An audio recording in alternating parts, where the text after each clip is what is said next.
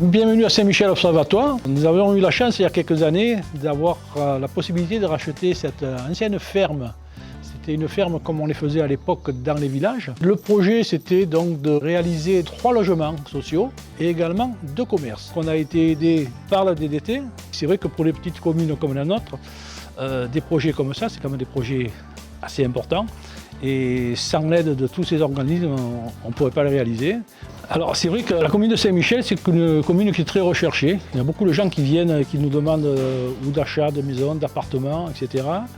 Au niveau des commerces, vous savez, d'un village, c'est toujours délicat d'avoir des lieux dans le centre du village pour effectivement pouvoir créer ces commerces. Et effectivement, cet endroit était idéalement placé pour pouvoir le réaliser. Donc c'est ça, donc on aura 2 commerces qui vont être là installés dans le centre du village et ça va nous permettre également, donc, par ces 3 logements sociaux, de pouvoir également pouvoir accueillir des familles qui en font la demande pressante depuis pas mal de temps. Donc la DDT 04 a accompagné la commune de Saint-Michel dans son projet en intervenant à 3 niveaux. La particularité des Alpes de Haute-Provence au niveau de la direction départementale des territoires, c'est qu'on a un accompagnement vraiment proche des communes sur leur projet, sur ce type de projet. Donc tout d'abord, on apporte un conseil technique avec les retours d'expérience de ce qu'on peut faire dans les autres communes du département, ce qui nous permet d'aider la commune à construire son projet.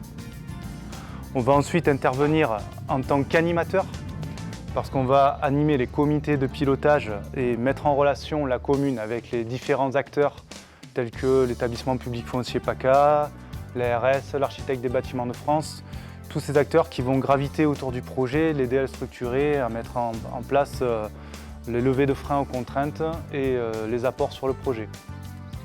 Et enfin, on va intervenir au niveau financier, puisque la direction départementale territoire, c'est le relais local de l'ANA.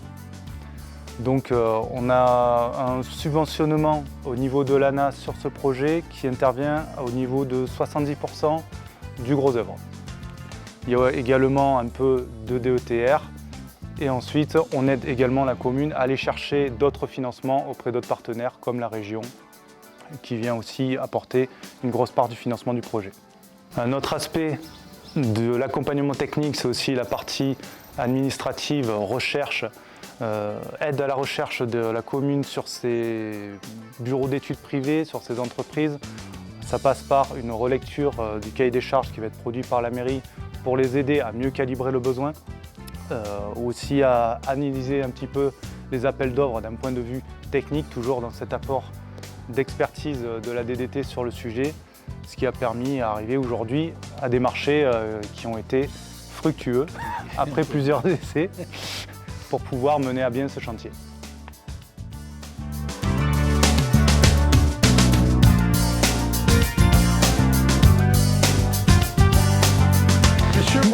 Monsieur Bocoli, bonjour. Vous allez bien? Ça va. Bonjour. Bonjour. Alors dites-moi un peu comment il se passe ce chantier, ça a l'air pas mal. Oui, il se passe plutôt bien. Alors comme vous le savez, monsieur le maire, c'est un bâtiment qui a quand même un certain âge. Oui. En fait, il y a des traces qui remontent au XVIe siècle, où en fait il y avait le rempart qui passait là. Mais après, ça a été construit petit à petit. Contre le rempart. Pourquoi on a bien trouvé 3 puits? Voilà. Voilà.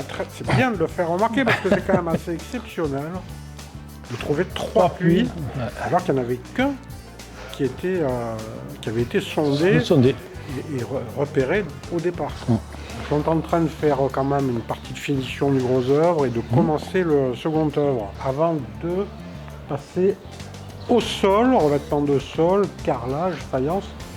Normalement, il devrait poser les menuiseries à la fin du mois. Restera la cour à terminer en matière de revêtement et surtout la réalisation des serrureries avec l'escalier, la coursive qui dessert les appartements du haut. Sachant qu'au rez-de-chaussée, celui-ci, il y en a un qui est accessible aux personnes handicapées, bien sûr.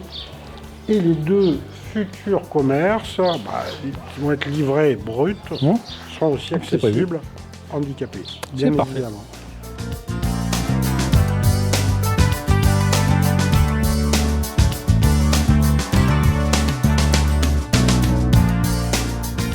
monsieur le maire, l'opération est maintenant terminée. Racontez-nous un peu comment ça s'est fini, cette réception de chantier là.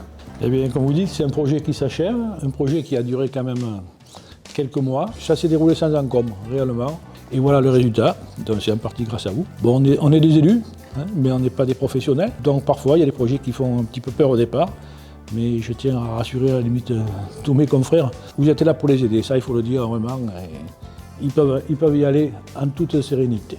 Alors racontez-nous un peu votre installation, ce qui vous a intéressé sur ce logement ici et comment ça s'est passé. Alors ce logement, ce qui m'a intéressé dans ce logement, c'est sa position, plein centre du village, sur la place. Et je connaissais cette bâtisse depuis très longtemps puisque je l'ai toujours connue depuis gamin. C'est vraiment très agréable à vivre, bien positionné, bien ensoleillé. Pour le moment, j'ai toujours pas éclairé le chauffage.